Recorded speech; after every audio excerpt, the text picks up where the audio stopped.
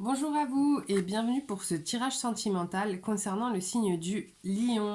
Alors j'espère que vous allez tous très bien et que vous profitez euh, de ces fêtes de fin d'année. N'hésitez pas à liker et à vous abonner, ça nous fait toujours plaisir de savoir que vous avancez avec nous et que nos vidéos vous plaisent.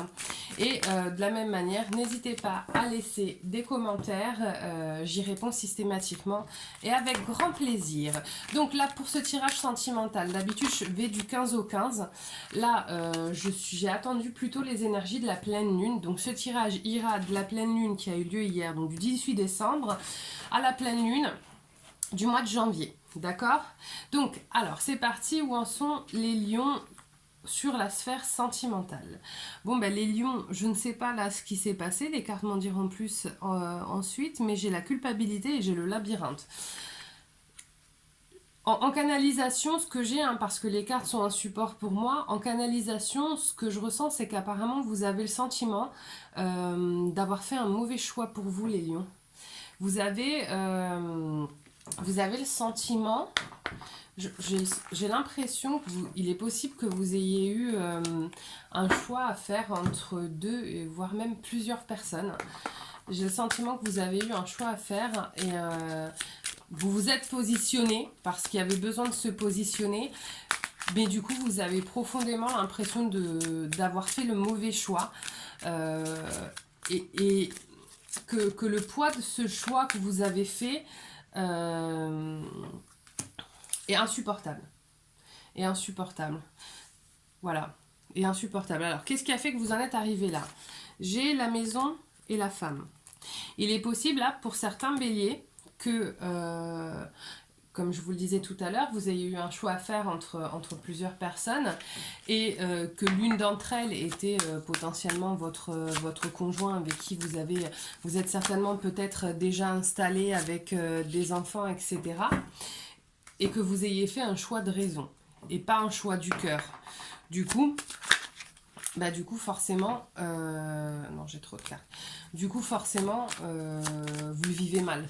C'est-à-dire que vous avez fait le choix qui, objectivement, était censé être le meilleur. Mais entre le cœur et la raison, il y a souvent un gap. Et lorsqu'il s'agit d'une affaire sentimentale, en fait, si vous voulez, à chaque organe, sa vocation. D'accord? Quand ça concerne des histoires d'amour, le cœur est censé quand même avoir une place prépondérante.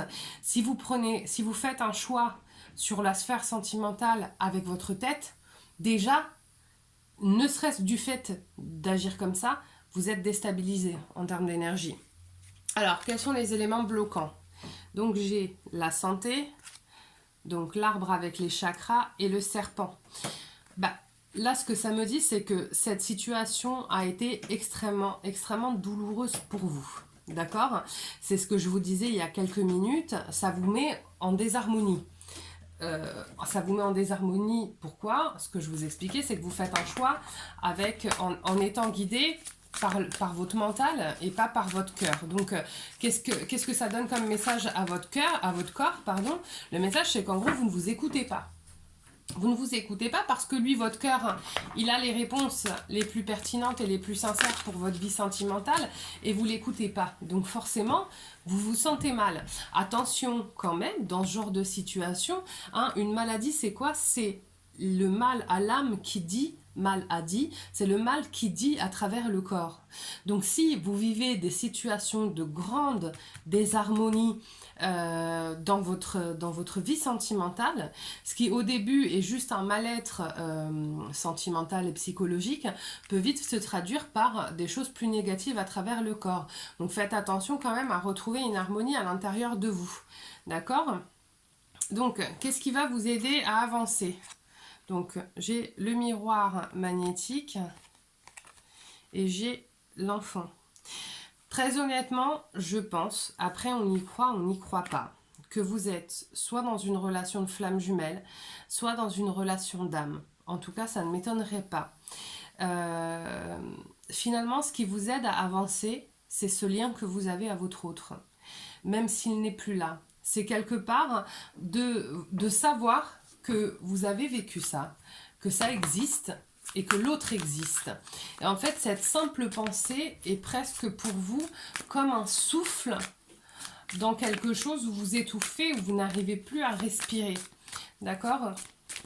Mais là, c'est la première étape. Si vous vous laissez perdurer dans une situation comme celle-ci, ça suffira plus, cette simple pensée.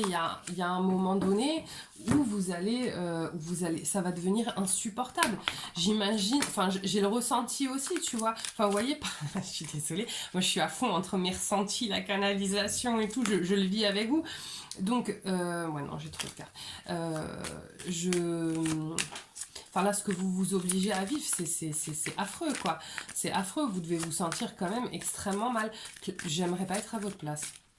J'aimerais pas être à votre place, bien qu'attention, je comprends, je veux dire, quand on a une famille, possiblement avec des enfants, ou si vous venez d'acheter, le choix de quitter ce confort-là, enfin, je veux dire, c'est un choix qui est entendable. Moi, je ne juge personne, mais le problème, c'est que votre propre choix vous mette dans une situation absolument abominable à vivre, hein, en fait. Voilà là où se pose le problème. Donc, vers où on va? J'ai la carte de la distance et j'ai la carte de la boussole, d'accord?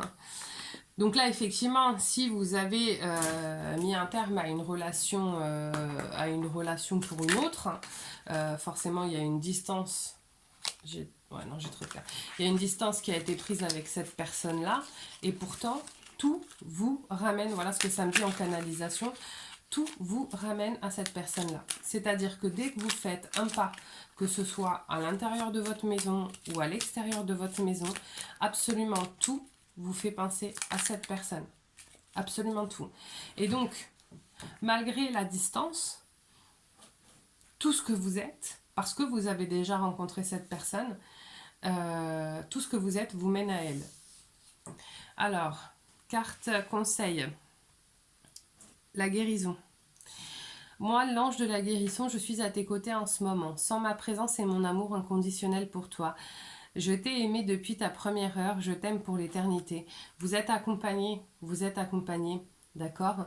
Il va falloir effectivement guérir. Quand on décompose le mot, c'est guérir. Qu'est-ce qui vous permettrait de guérir si ce n'est la personne que vous aimez, d'accord? Bien sûr, c'est votre chemin, c'est vos choix, d'accord? C'est vous qui décidez ce que vous voulez faire, mais il faut aussi regarder un moment, même si c'est difficile parfois de quitter un foyer, et que ça peut sembler être un choix égoïste, l'égoïsme n'est pas que négatif. L'égoïsme, c'est aussi penser à soi, d'accord? Et que ce soit des biens matériels, ça n'est que des biens matériels, et vos enfants vous préféreront toujours en personne heureuse qu'en personne malheureuse. Après, c'est pas des choix qui sont discutables, tout s'entend, mais réfléchissez bien et ne vous rendez pas malade. Voilà, encore une fois, n'hésitez pas à liker et à vous abonner à mes vidéos. J'espère que cela vous a parlé en tout cas. Et moi, je vous souhaite une très belle journée et je vous souhaite bon courage. Au revoir.